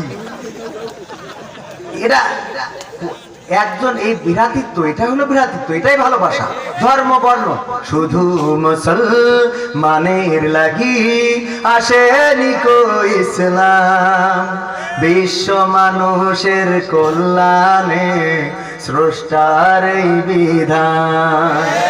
হিন্দু বলো, বৌদ্ধ বলো কিংবা খ্রিস্টান, সবাই হেথা শান্তি পাবে, পাবে রে সম্মান। নির্ভয়ে নিজ নিজ ধর্ম পালন করবে, নিজ কর্ম নির্ভয়ে নিজ নিজ ধর্ম পালন করবে, নিজ কর্ম। সব ধর্মে সব মানুষে ইসলাম দিল সেই সম্মান। এইটাই আদর্শ সব ধর্মে। আল্লাহ নবী সাল্লাল্লাহু আলাইহি সাল্লাম মূর্তি ভাঙতে নিষেধ করেছেন। একবার মিশরে একটা মূর্তির নাক ভেঙে ফেললো। মূর্তির নাক ভেঙে ফেলার পরে তারা বিচার চাইলো। মুসলিম যে রাষ্ট্রদূত, সেখানে দূত ছিল, মিশরের খলিফা ছিল। সেই সময় ওই খলিফা, তার কাছে বলা হলো যে আমাদের মূর্তির নাক ভেঙে ফেলেছে, এই মূর্তির নাক ভাঙার কারণে আমরা মুহাম্মদ সাল্লাল্লাহু আলাইহি সাল্লামের মতো করে একটা মূর্তি তৈরি করব, তারপরে তার নাক ভেঙে ফেলবো। মুসলিম খলিফা বললেন যে এটা আমরা হতে দিতে পারি না, তার চেয়ে বরং এটা করো, তোমরা আমার নাকটা কেটে ওই মূর্তির নাকে বসিয়ে দাও। এটা আমি মেনে নিচ্ছি, এটাই ছিল আদর্শ। এবং সবাই উদ্যত হলো, ঠিক আছে এই নাক, আপনার নাকটাই কাটবে। যখন নাক কাটার জন্য প্রস্তুত, ঠিক সেই মুহূর্তে একজন এসে বলল, আমি মূর্তিটা ভেঙেছিলাম, এই নিন বা অংশটা আমার কাছে আছে, কিন্তু এই মুসলিম খলিফার নাক কাটার কোনো দরকার। একটা মূর্তির কতটুকু সম্মান দিয়েছেন যে নিজের নাক কেটে মূর্তিতে বসিয়ে দিতে বলেছেন। অন্যের ধর্মতে আঘাত দেওয়ার অধিকার কোন মুসলমানের বাচ্চার দেওয়া হয় নাই। আপনি অন্যের ধর্মে, নিজের ধর্ম পালন করার খবর নেই, অন্যের ধর্মের মধ্যে এই পাকামো করে। হ্যাঁ ঠিক আছে তো নাকি? ওয়াজ হচ্ছে? আচ্ছা, তাহলে মনে হয় দাওয়াত পাবান। মুসলমানে দ্বন্দ্ব করা চলবে না, শেষা ঢালা প্রাচীর হবে কখনো তা টলবে না। মুসলমানে মুসলমানে দ্বন্দ্ব করা চলবে না, সীসা ঢালা প্রাচীর হবে কখনো তা টলবে না। মুসলমানে মুসলমানে দ্বন্দ্ব করা চলবে না, সীসা ঢালা প্রাচীর হবে কখনো তা টলবে না। তবেই শান্তি পাবে, অশান্তি দূর হবে, তবেই শান্তি পাবে, অশান্তি দূর হবে। কেউ আর মুসলমানের বাজে কথা বলবে না। মুসলমানে মুসলমানে দ্বন্দ্ব করা চলবে না, সীসা ঢালা প্রাচীর হবে কখনো তা টলবে না। কে আওয়ামী, কে বিএনপি, কে জামাত ইসলাম, এটা আমাদের নয় পরিচয়, মুসলিম মোর নাম। কে আওয়ামী, কে বিএনপি, কে জামাত ইসলাম, এটা আমাদের নয় পরিচয়, মুসলিম মোর নাম। এ কথা মানলে পরে শান্তি আসবে ঘরে, এ কথা মানলে পরে শান্তি আসবে ঘরে। কেউ আর মুসলমানের বাজে কথা বলবে না। মুসলমানে মুসলমানে দ্বন্দ্ব করা চলবে না, সীসা ঢালা প্রাচীর হবে কখনো তা টলবে না। ঠিক আছে তো? মুসলমান মুসলমান দ্বন্দ্ব করা চলবে না। একবার তিনজন যেই আমাকে ঝিগর কাছে চুরি করে ধরা খায়নি, একজন হিন্দু, একজন খ্রিস্টান আর একজন মুসলমান, তিন বন্ধু। ওরা আখ চুরি করেছে, চেয়ারম্যান সাহেব করলি ধরি ফেলিছে। ধরি এখন যে মালিক ও চিন্তা করছে আমি একা, এই তিনজনের কি করি করবো, আরো তিনজন তিন ধর্মের।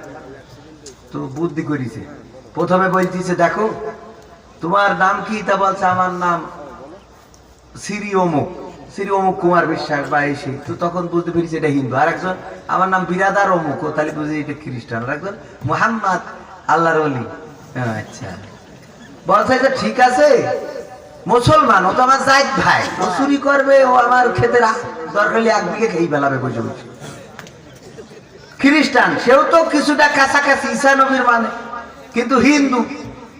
তোরা তো কোন নবীর মানিস নে, তুই আর খালি ওরা দুইজন খাই খা। কই পয়লা ওইটার কইছিস, এরা দুইজন বগল বাজাচ্ছে, সমস্যা নেই, হিন্দু যাচ্ছে, আমরা তো ঠিক আছি।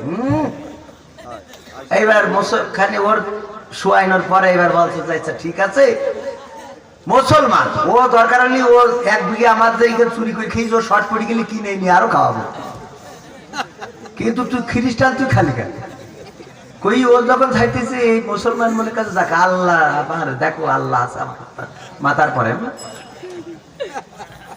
ও ঝাড়ার পরে এবার বলছে তোর তো ডাইরেক্ট হাত কেটে দেবো, একে তো খালি মারলাম, তোর তো হাত কাটবো, তুই মুসলমান হয়ে চুরি করলি কেন? হ্যাঁ, তোর তো কোরআনের আইনি শাস্তি হবে। ওকে তো শাস্তি দিছি, ওকে তো ইসলাম ওকে আইনি হাত কাটার বিধান নেই, কিন্তু আমাদের আইনি তো তোর ডাইরেক্ট পুষার থেকে কেটে দেবো। ঠিক আছে তো? যদি ঐক্যবদ্ধ ভাবে আমরা থাকতে পারি, আমাদের এই দেশে এই স্বাধীনতার মাসে আমরা ঐক্যবদ্ধ ভাবে যদি দল মত ধর্ম বর্ণ গোত্র নির্বিশেষে থাকতে পারি, তাহলে আমাদের এই স্বাধীনতার দিকে শকুনেরা কখনো চোখ তুলে তাকাতে পারবে না। এই দেশের স্বাধীনতা সার্বভৌমত্ব নিয়ে কেউ ছিনিমিনি খেলতে পারবে না।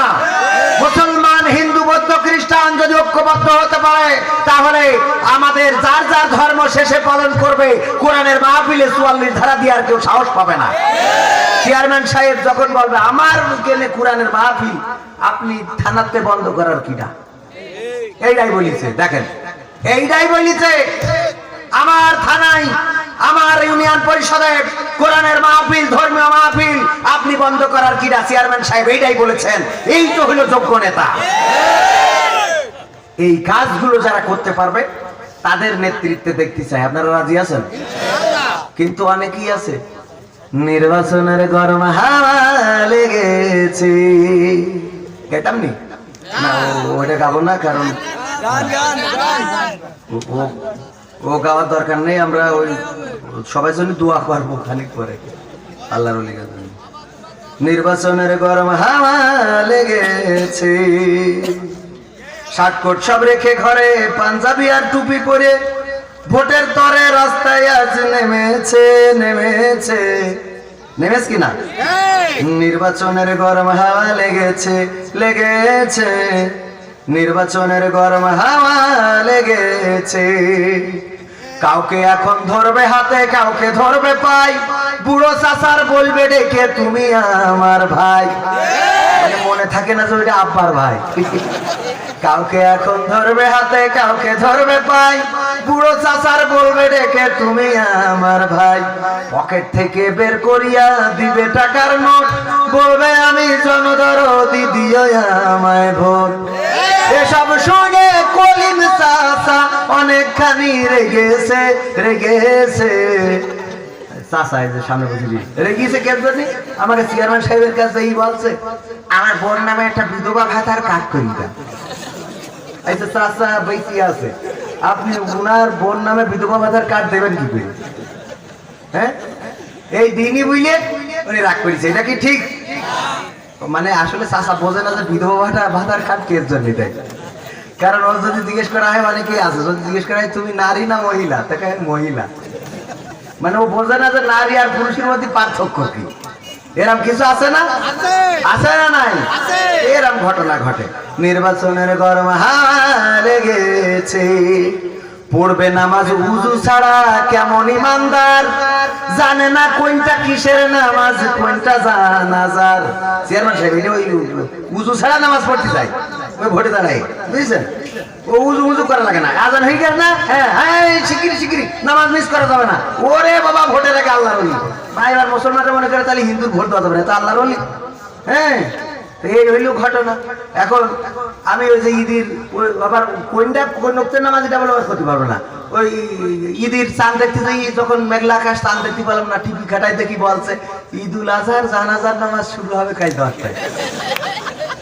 তাহলে জানাজা হইল মানে সে কিল্লা ফাতে ওর কবরে পড়বে। তাহলে একটা জিনিস আপনি চেয়ারম্যান সাহেব নিজেই বোঝেন যে যদি দুটো ঈদ আমাকে কত আশা সুখীর ঈদ বছরে, আপনাকে তো 12 মাসে 13 পুজো, কিন্তু আমাকে তো দুটো, সারা বছর অপেক্ষায় থেকে দুটো ঈদ হয়, তার একটা জানাজা দেবে, তাহলে আর বাকি থাকবে আর একটা। কি সমস্যা পড়বে নামাজ উজু ছাড়া কেমন ইমানদার, জানে না কোনটা কিসের নামাজ কোনটা জানাজার, দিবে সালাম পথে ঘাটে দেখলে কোন লোক, মুসলিম কিংবা হিন্দু বৌদ্ধ খ্রিস্টান হয় হোক।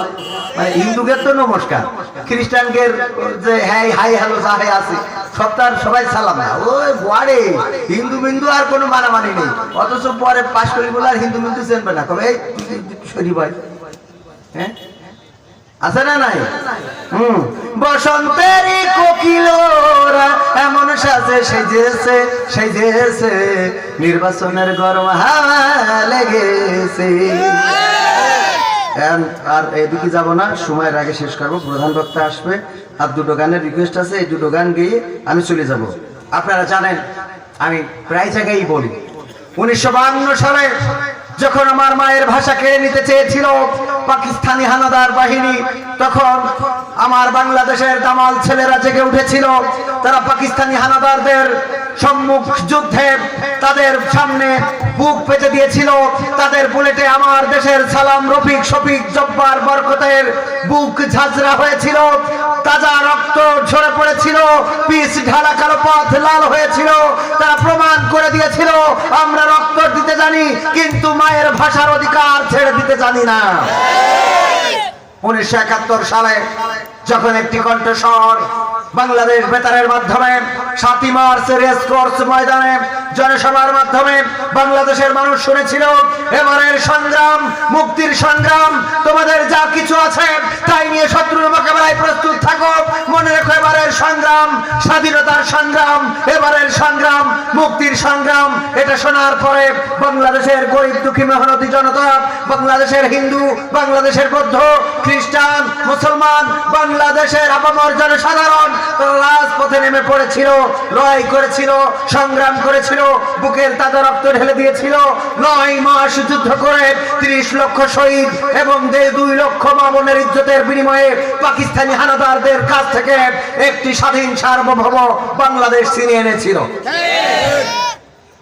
বাংলাদেশের দামাল ছেলেরা তারা প্রমাণ করেছিল আমরা রক্ত দিতে জানি, আমরা জীবন দিতে জানি, আমরা রক্তের সাগরে গোসল করতে জানি, কিন্তু আমরা আমাদের দেশের স্বাধীনতাকে ভুলুণ্ঠিত হতে দিতে পারি না। আমার পকেটের টাকা কেনা অস্ত্র, আমার পকেটের টাকাই কেনা বুলেট আমার জনগণের বুককে ঝাঁঝরা করে দেয়, এটা মেনে নিতে পারি না, মেনে নিতে পারি না, বলেন ঠিক কিনা? এটা বলেছিলেন। সেই স্বাধীনতা বিভিন্ন কারণে স্বাধীনতার পরবর্তী 50 বছর পূর্তি হলেও এখনো আমরা প্রকৃত স্বাধীনতার স্বাদ ভোগ করতে পারি নাই। পেরেছি? এই দেশে এখনো নানান রকম ষড়যন্ত্র হয়। এই ষড়যন্ত্রের পিছনে যে আসলে কারা এটাও খুঁজে পাওয়া কষ্ট। হঠাৎ করে দেখা যায় পুজোর সময় কোন এক মণ্ডপের মূর্তি ভাঙে, দেখা যায় না?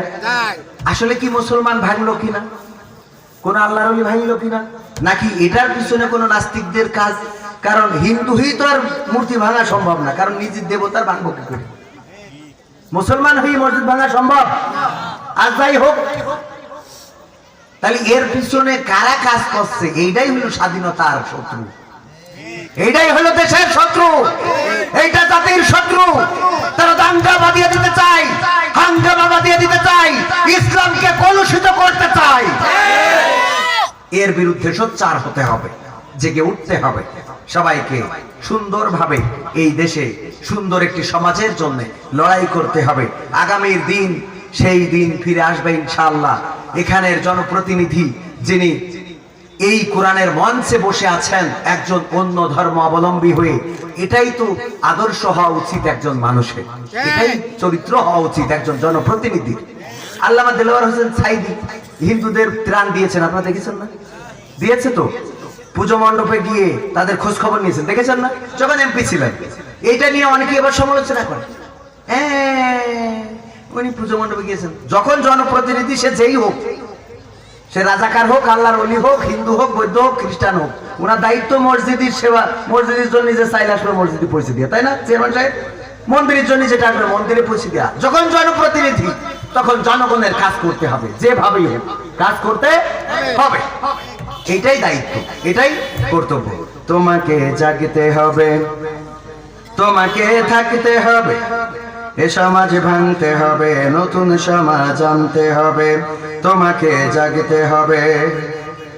কত দুঃখী রাত্রি কাটায় অনাহারে পথের পরে, এখনো আসেনি সুখ বাংলার প্রতি ঘরে ঘরে। কত দুঃখী রাত্রি কাটায় অনাহারে পথের পরে, এখনো আসেনি সুখ বাংলার প্রতি ঘরে ঘরে। নীরবে নিভৃতে আজ কাঁদছে কত মানবতা, নীরবে নিভৃতে আজ কাঁদছে কত মানবতা। মেনে নেওয়া যায় না আজি তোমার এত নীরবতা। তোমাকে জাগতে হবে, তোমাকে থাকতে হবে, এ সমাজ ভাঙতে হবে, নতুন সমাজ আনতে হবে। কত বন্ধুর সীতা হয়, লাঞ্ছিতা হয় পথে ঘাটে, নিরাপদে চাই না চলা পথে কিবা বাজার হাটে। কত বন্ধুর সীতা হয়, লাঞ্ছিতা হয় পথে ঘাটে, নিরাপদে চাই না চলা পথে কিবা বাজার হাটে। রক্ষক কাজী ভক্ষক হয়ে চলছে কত সাধু বেশে, রক্ষক কাজী ভক্ষক হয়ে চলছে কত সাধু বেশে। তাই তো আসে না সুখ আমার সোনার বাংলাদেশে। তোমাকে জাগতে হবে, তোমাকে থাকতে হবে, এ সমাজ ভাঙতে হবে, নতুন সমাজ আনতে হবে।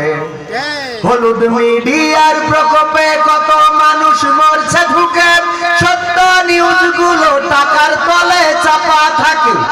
হলুদ মিডিয়ার প্রকোপে কত মানুষ মরছে ঢুকে, সত্য নিউজ গুলো টাকার তলে চাপা থাকে। ক্যামেরার ভিতর দিয়ে সোজা জিনিস উল্টো দেখে, কলমের ভিতর দিয়ে সোজা কথা উল্টে লেখে। আপামর জনসাধারণ খাই যে ধোঁকা বাঁকে বাঁকে। তোমাকে জাগতে হবে, তোমাকে থাকতে হবে, এ সমাজ ভাঙতে হবে, নতুন সমাজ আনতে হবে। কত আলেম আজকে দেখি যাই কেনা যাই টাকা দিয়ে, কেউ বা ব্যবসা করে আল্লাহ তাআলার কালাম নিয়ে। কত আলেম আজকে দেখি যাই কেনা যাই টাকা দিয়ে, কেউ বা ব্যবসা করে আল্লাহ তাআলার কালাম নিয়ে।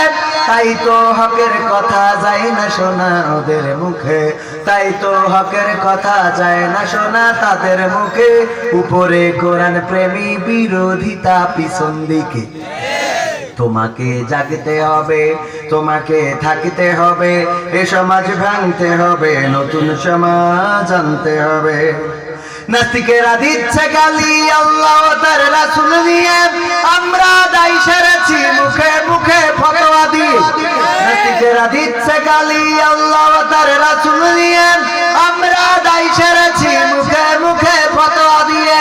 ওরা নাকি কথা বলে বাক স্বাধীনতার বলে, ওরা নাকি কথা বলে বাক স্বাধীনতার বলে, হক কথা বলতে গেলে স্বাধীন দেশে থাকবো জেলে। তোমাকে জাগতে হবে, তোমাকে থাকতে হবে, এ সমাজ ভাঙতে হবে, নতুন সমাজ আনতে হবে। ভিনদেশি চ্যানেলের জ্বালাই অশান্তি আজ ঘরে ঘরে, ইসলামী চ্যানেল গুলো বাছাই করে বন্ধ করে। ভিনদেশি চ্যানেলের জ্বালাই অশান্তি আজ ঘরে ঘরে, ইসলামী চ্যানেল গুলো বাছাই করে বন্ধ করে। সিরিয়াল দেখে দেখে হচ্ছে কত বিপদগামী, সিরিয়াল দেখে দেখে হচ্ছে কত বিপদগামী, পরকীয়া প্রেমের টানে কত নারী ছাড়ছে স্বামী।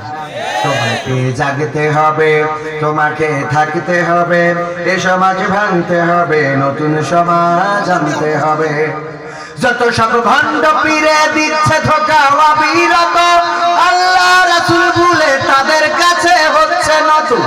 যত সব ভণ্ড পীরে দিচ্ছে ধোঁকা অবিরত, আল্লাহ রাসূল ভুলে তাদের কাছে হচ্ছে নত। কেউ বা মাজার খুলে শামিয়ানা তুলে ব্যবসা করে, কেউ বা মাজার খুলে শামিয়ানা তুলে ব্যবসা করে, গরিব দুঃখী পায় না খাবার, টাকার বস্তা বাবার ঘরে। তোমাকে জাগতে হবে, তোমাকে থাকতে হবে, এ সমাজ ভাঙতে হবে, নতুন সমাজ আনতে হবে। কত খুনি সন্ত্রাসীরা বাইরে ঘরে বীরের বেশে, কোরআনের খাদান দেখো বন্দি আছে খাতার দেশে। কত খুনি সন্ত্রাসীরা বাইরে ঘরে বীরের বেশে, কোরআনের পাখি আজও বন্দি আছে খাতার দেশে। কোথাও বিনা বাধাই যায় না বলা হকের কথা, কোথাও বিনা বাধাই যায় না বলা হকের কথা, রক্ত দিয়ে কেনা এটা কেমন স্বাধীনতা। তোমাকে জাগতে হবে, তোমাকে থাকতে হবে, এ সমাজ ভাঙতে হবে, নতুন সমাজ আনতে হবে। যদি নতুন সমাজ আনতে চান, নতুন উদ্যমে কাজ করতে হবে। যেভাবে 1952 সালে ভাষাকে আমরা সমুন্নত রেখেছিলাম, যেভাবে 71-এ আমরা দেশকে সমুন্নত রেখেছিলাম, ঠিক সেভাবেই প্রতিটা মুসলমান সিদ্ধান্ত নিতে হবে কোরআনের জন্য, দ্বীনের জন্য, ইসলামের জন্য, মানবতার জন্য, সকল ধর্মের মানুষের সুখে শান্তিতে রাখার জন্য শপথ নিতে হবে। প্রয়োজন যদি হয় লড়াই সংগ্রাম করতে হবে, সেই সংগ্রামে যদি রক্ত যায়, জীবন যায়, রক্ত ঢেলে দিয়ে সেই রক্তের সাগরে সাঁতার কেটে কেটে একটি রক্তাক্ত বিপ্লবী কালেমার পতাকা উড়ানোর জন্য কারা কারা রাজি, দুটি হাত উঁচু করে দেখান।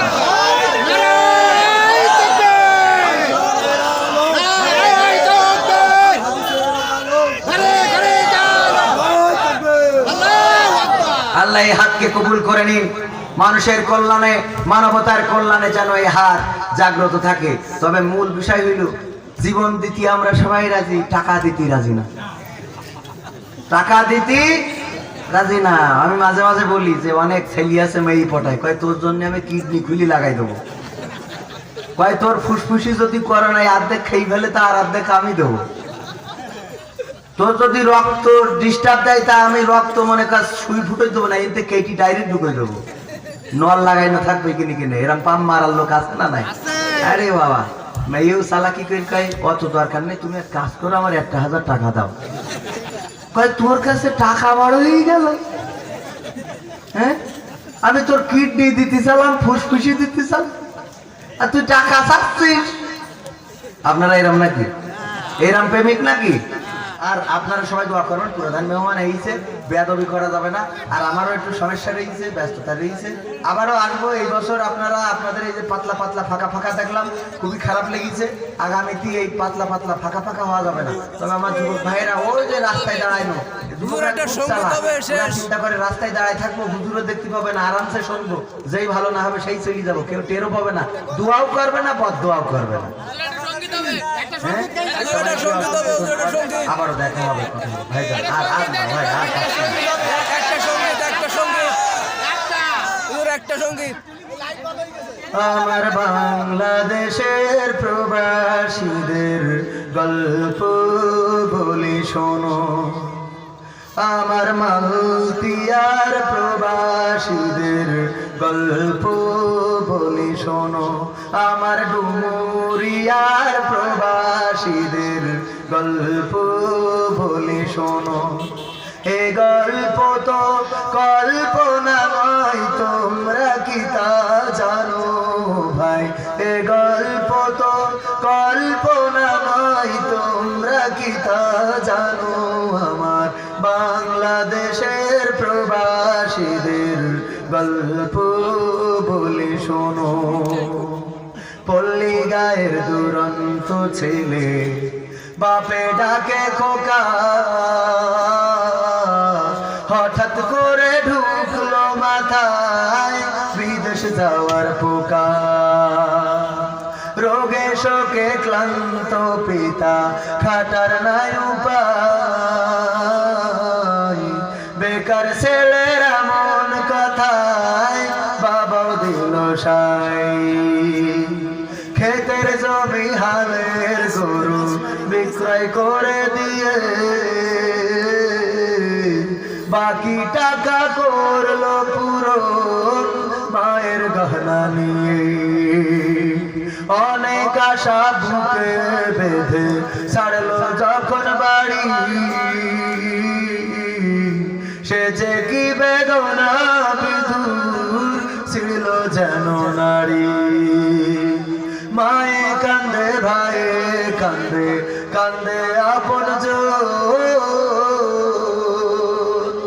চোখের জলে বুক ভেসে যায় শক্ত করে মন এমন মানুষ কোন সে জনা এমন মানুষ কোন সে জনা তোমরা কি তা জানো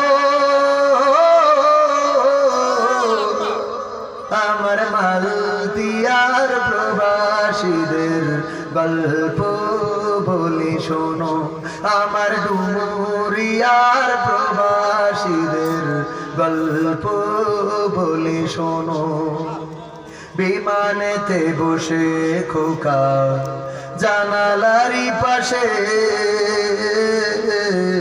নীল আকাশে তাকিয়ে দেখে মায়ের ছবি ভাসে আঁচল দিয়ে চোখ মুছে মা প্রভুকে যে বলে আল্লাহ তুমি ভালো রেখো আমার কোলের ছেলে খোকা যে ছিল মা জননীর কলিজারি ফোঁটা ভাবতে সব চোখ ভিজে জল পড়লো ফোঁটা ফোঁটা এমন মানুষ কোন সে জনা এমন মানুষ কোন সে জনা তোমরা কি তা জানো আমার মালতিয়ার প্রবাসীদের গল্প বলে শোনো আমার ডুমুরিয়ার প্রবাসীদের গল্প বলে শোনো নদ নদী আর সাগর নগর দিয়ে খোকা পাড়ি পৌঁছালো যে অতি সাধের বিদেশের বাড়ি অনেক কষ্টে মিলল খোকার এমন একটা কাজ হাড় ভাঙা খাটুনি তাতে সকাল দুপুর সাজ রোগে শোকে কাজ করে যায় করে না অবহেলা আকাশ সমান স্বপ্ন দেখে কাটিয়ে দেয় বেলা মা জননীর সাথে যখন খোকা কথা কয় বলে বাবা কেমন আছো জানতে ইচ্ছা হয়। মাগো আমি ভালো আছি, মাগো আমি ভালো আছি, দুঃখ নেই তো কোনো। আমার ডুমুরিয়ার প্রবাসীদের গল্প বলি শোনো, আমার মালয়েশিয়ার প্রবাসীদের গল্প বলি শোনো। হঠাৎ করে বাবা বলে টাকার যে দরকার, তোর মায়েরই বড় অসুখ, দেখাবো ডাক্তার। চিন্তায় আমার বাড়ছে আবার তোর বোনেরই নিয়ে, দিনে দিনে হচ্ছে বড়, দিতে হবে বিয়ে। তোর ভাইয়েরই লেখা পড়ার খরচ বেড়ে গেছে, দরকার এখন অনেক টাকার, তোর কাছে কি আছে? পাইনি বেতন এখনো খোকা, পকেটটা যে ফাঁকা, তবুও বলে ভেব না বাবা, দেব আমি টাকা। এমন মানুষ কোন সে জানা, এমন মানুষ কোন সে জানা, তোমরা কি তা জানো? আমার মালতিয়ার ওই প্রবাসীদের গল্প বলে শোনো, আমার ডুমুরিয়ার প্রবাসীদের গল্প বলে শোনো। দিন মাস গুনে খোকা এখন পৌঁছালো বছরে, করতে হয় কাজ এখন যে তার 10 তলার উপরে। হঠাৎ করে কি হতে কি যেন হয়ে গেল, 10 তলারই উপর থেকে খোকা পড়ে গেল। আকাশ সমান স্বপ্নগুলো আকাশে গেল উড়ে, দেহ থেকে প্রাণ পাখিটা গেল যে ভাই ছেড়ে। বন্ধুরা যে এসে দেখে রক্তে তরতর, নিথার দেহ পড়ে আছে বিচের উপর। এমন মানুষ কোন সে জানা, এমন মানুষ কোন সে জানা, তোমরা কি তা জানো? আমার খুলনার ওই প্রবাসীদের গল্প বলে শোনো, আমার মালতিয়ার ওই প্রবাসীদের গল্প বলে শোনো। পাঠাতে হবে লাশটা দেশে, আপন তো কেউ নাই, বন্ধুরা সব মিলে মিশে করলো এই কাজটাই। শুনে এ খবর মা জননীর সে কি আহাজারি, তার কান্দনে আকাশ বাতাস হচ্ছে যে ভাই ভারী। অবশেষে খোকার কফিন পৌঁছালো যে বাড়ি, ভাই বোনার গায়ের স্বজনের সে কি আহাজারি। মা জননীকে দে বলে ওরে আমার ছেলে, বিদেশ থেকে কোন দেশে তুই গেলি আবার চলে। মাগো আমি সুখানিতে, মাগো আমি সুখ কিনিতে জীবন দিছি জানো। আমার মালতিয়ার ওই প্রবাসীদের গল্প বলি শোনো, আমার ডুমুরিয়ার প্রবাসীদের গল্প বলি শোনো, এ গল্প তো কল্পনা নয়, তোমরা কি তা জানো? ও ভাই এ গল্প তো কল্পনা নয়, তোমরা কি তা জানো? আমার বাংলাদেশের প্রবাসীদের গল্প বলি শোনো। এই প্রবাসীরা প্রতিনিয়ত কষ্ট করে, প্রবাসী। আর এই প্রবাসীদের টাকা নিয়ে যারা ছিনিমিনি খেলে, প্রবাসীদের টাকা নিয়ে যারা অন্য পর পুরুষের সাথে আড্ডা দেয়, প্রবাসীদের টাকা নিয়ে যারা ইমোট চ্যাটে ভিডিও চ্যাটে অন্যের সাথে কথা বলে, প্রবাসীদের টাকা নিয়ে যারা কসমেটিকের দোকানে আইলা সাইলা কিনে টাকা নষ্ট করে, পরকালের ময়দানে জবাবদিহিতার কাঠগড়ায় দাঁড়ানো লাগবে, মনে রেখো। শুধু প্রবাসীদের না, যে স্বামীরা কষ্ট করে টাকা উপার্জন করে, এই স্বামীদের কষ্টের টাকাগুলো মা বোনেরা ধ্বংসের দিকে নিয়ে যাবেন না। স্বামীদেরকে উৎসাহ দিবেন, পাশে থাকবেন, ভালোবাসবেন, স্বামীদের আই লাভ ইউ বলবেন। কি সবাই খুশি? আরে বাবা, আমার কাছে আজকে গেলি পারে করবেন এত ওষুধ পাকামো করি, তুই তো আই লাভ ইউ কয় ব্যবহার। বিয়ের আগে ওরে সুন্দর সুন্দর কথা, তোমার সাথে আমি গাছতলায় থাকবো, তোমার ছাড়া আমি আর কিছু চাই না। কত মেয়ে আমার সাইজ করেছিল, কিন্তু তোমারই সাইজ করেছি, পা মারা জায়গা নেই। আর বিয়ের পরে দেখো প্রতিদিন কুপান দিচ্ছে, আছে না? নাই এরকম আল্লাহর ওলি আছে না? নাই। বিয়ের আগে তো জানলি ও হারে, ও সারা জীবন চিন্তা করে কি কাজ করেছি, মনে মনে আফসোস করে আঙুল কামড়ায় আর কয় কবির বিন সামাদ প্রস্তাব দিল, কবুল করিনি রে। আর সে ওয়াজ করি করি আমার খাওয়াই তো চেয়ারম্যান সাহেবের কথাও মনে করে। হ্যাঁ মনে করে, আছে, ও জীবনে ঘটে ওরকম। আল্লাহ সবাইকে ক্ষমা করুক, একটু মজা করতে গেলাম। আপনারা আবার এগুলো ডাইরেক্ট ধরে নিয়ে না, এবারে বৌদি শুনলি রাগ করবেন, তাহলে তুমি এই খবর হুজুর চাইলো কি করি, আর এক সমস্যা।